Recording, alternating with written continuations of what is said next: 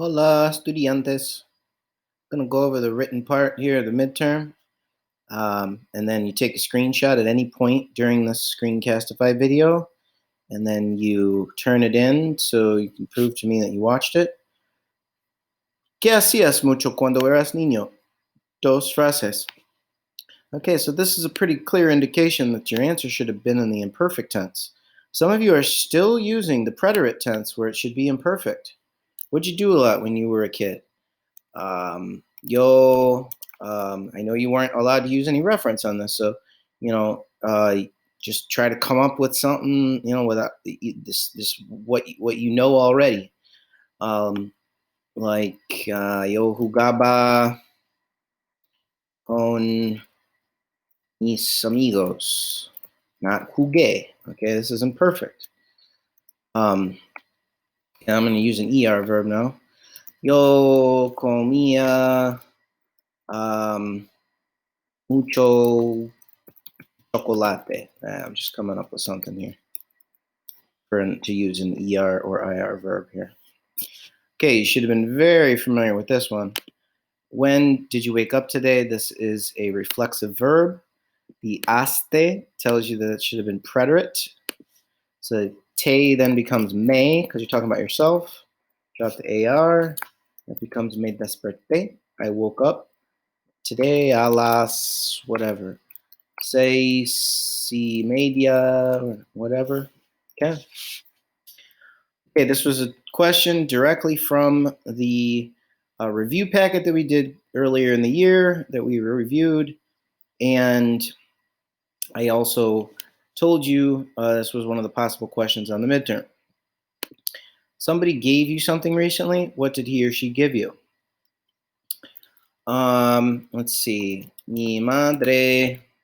Remember, always concentrate on the subject and the verb first. Gave. Mi madre gave. And then in the middle goes me. Mi madre me dio naranjas. And then you don't have to write recientemente, but you can. My mom really did give me some oranges recently. All right, so did you meet somebody? This actually, did you meet? This tells you that's preterite. So in the preterite, you know that conocer does not mean did you know. If you studied, you know that means met. Did you meet someone new recently? What's his or her name? So you could have put this all in one sentence. You could have just said, Yo conocí, who did I meet recently? I met a guy named Neil recently. Conocí Neil. And you need what's called a personal A there. I wouldn't have taken off of that, but whatever. Recientemente.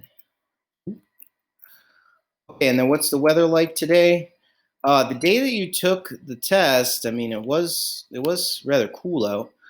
It wasn't really cold, but I mean, I really accepted anything for this.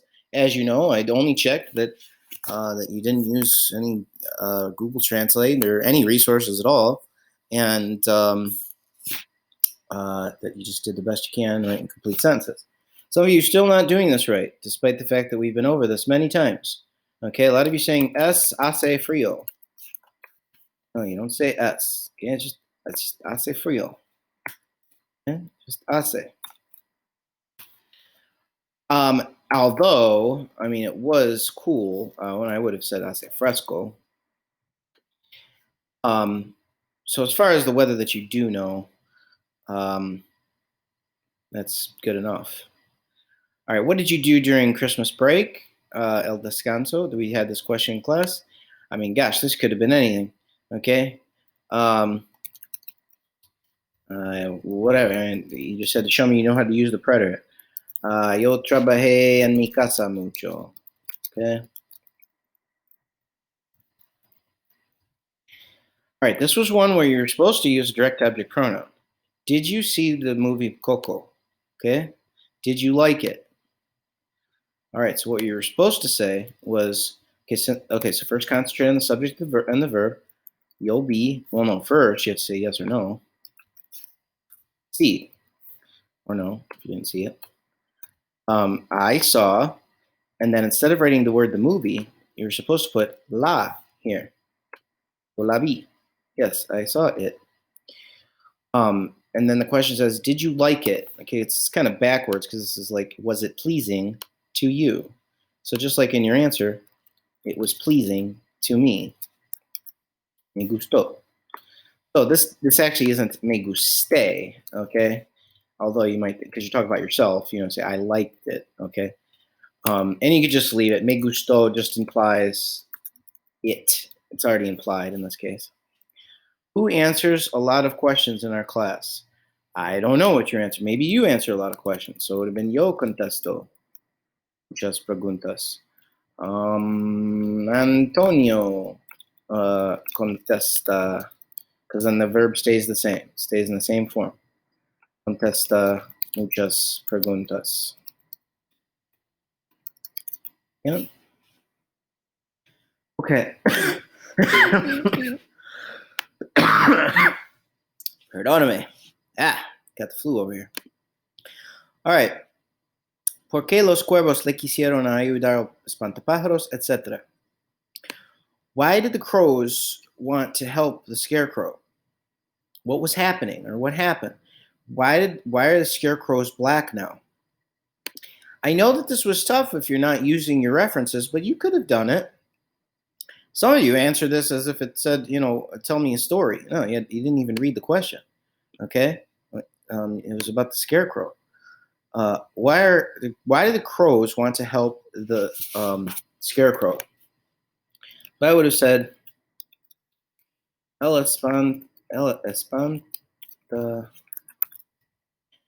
espantapájaros ayudó al cuervo ciego. He helped the blind crow. So what was happening? So then las personas del aldea, the people from the village, that was the word from the movie, aldea for village, and maybe pensaban que el espantapájaros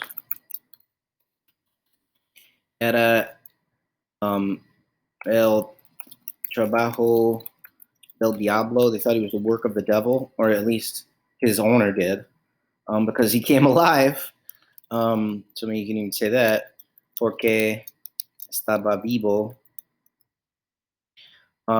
So then I would say they intentaron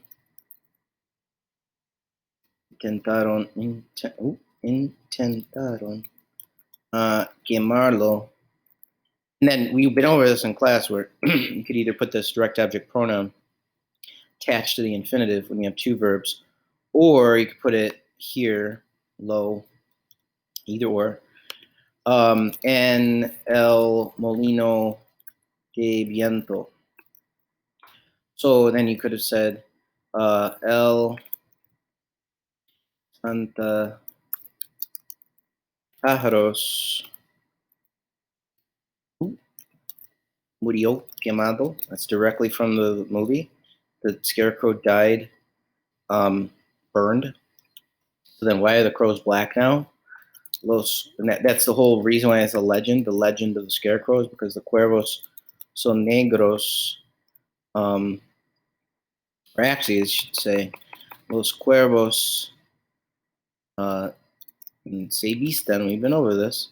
They're dressed, and then you even just say that, like they're dressed negros en luto. That was an important word that you should have studied to be ready for this. In mourning of the scarecrow.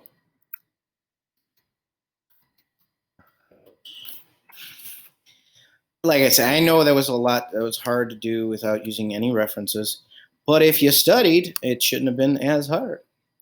So, just saying. All right, yeah.